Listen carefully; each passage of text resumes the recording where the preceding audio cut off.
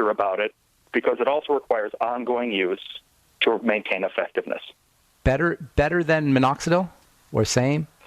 Well, it's different because it's been shown to stop hair loss, not really produce a lot of hair or full hair. So if you can get, but hair follicles are programmed to basically just little growing machines. So if you can stop the things that's killing it, that hair can recover. As long as there's some hair left in the follicle, all viable hair loss treatments require that there be some hair left in the follicle. So any area that's shiny bare is not going to see much result with any treatment. So what does it look like when there's hair left in the follicle, but you're bald still? Well, if there's hair left in the follicle, then you're not completely shiny bare. Anybody who is, shiny up top. Shiny means dead. Usually, yes. Essentially. That's the problem with a lot of men's hair loss is we wait too long.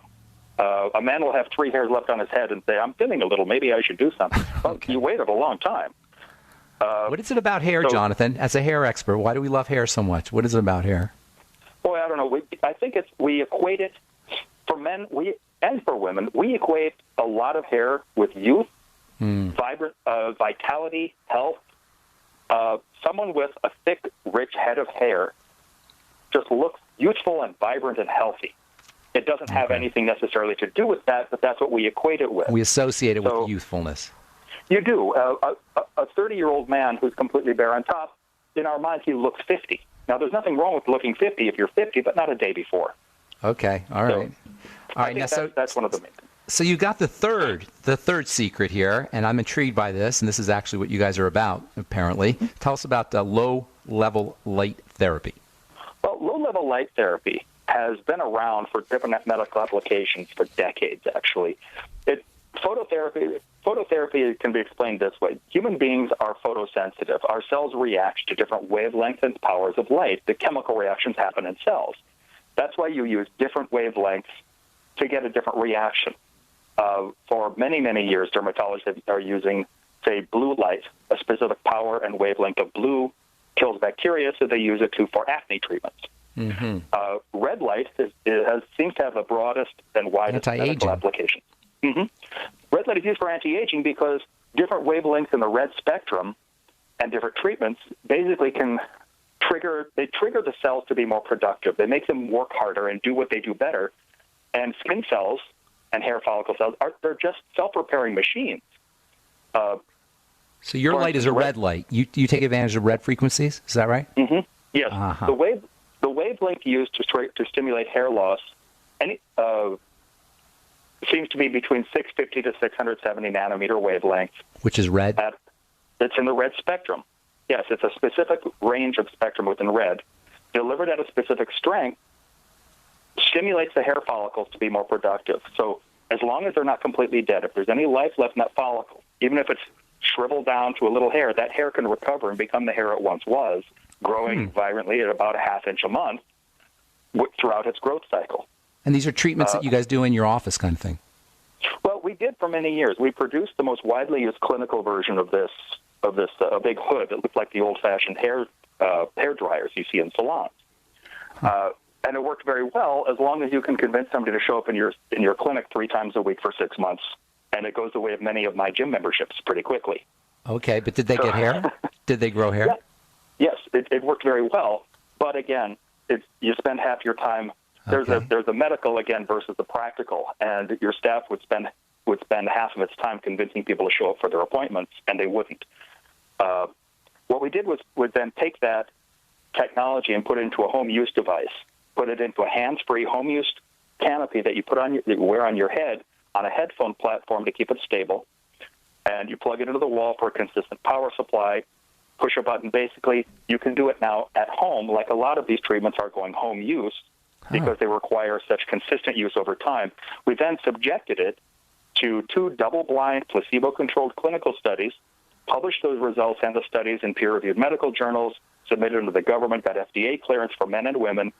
Remarkably, in our clinical studies, everybody in the non-placebo group grew hair to different levels. Some people a little, some people a lot. The average clinical result was 35 to 37%.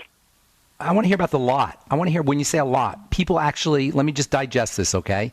You're saying you have a home device that people can buy, and some people who use it grow a lot of hair. Is that correct? Yes. Yeah. Huh. That's very interesting. I can talk about. Well, I can just go with some of it, some reports, and some of it with clinical. I can discuss the clinical, saying here are the hair counts we did in our specific clinical study. That was not. It wasn't a consumer survey saying how many of you think you grew hair, which is what a lot of these things that people are looking at actually are. The 4 to 5 people reported. Don't tell me what you report. Sit down and count the actual results. So the actual clinical results for the iGrow was 35% more hair in men, 37% more hair in women in 16 weeks of treatment. And it's called an iGrow? What did you call it? It's the iGrow Hair Growth System, which you can see on www.igrowlaser.com. It's a home use. The letter I, G-R-O-W. Correct. It's a home-use, low-level light therapy system that has been clinically tested and FDA cleared for genetic hair loss in men and women and showed remarkable results in the clinical studies. Now, what that 35 to 37% more hair in 16 weeks translates to visually, some of it has to do with the individual. 10 pounds on me doesn't look like 10 pounds on you, for instance. But yes, it's a significant change. Now, hair loss is progressive. When you experience genetic hair loss, it gets worse fast or it gets worse slow. It always does. It doesn't get better on its own. We don't use them. So if over the course of 6 months you actually see more hair, not less, that's a good sign something is working. That's pretty cool. Now, have you explored using red pigments with this device to amplify the red frequencies, like keratines or anything like that, astaxanthin, those kinds of stuff, those kinds of Yeah, it doesn't. Yeah, we haven't because it doesn't seem to. It hasn't really seemed to affect results a huge amount. There's a specific wavelength and power that seems to be optimal, and exceeding that. For instance, the treatment protocol we use for the iGrow is put it on your head and push the button every other day, 25 minutes for about 4 months.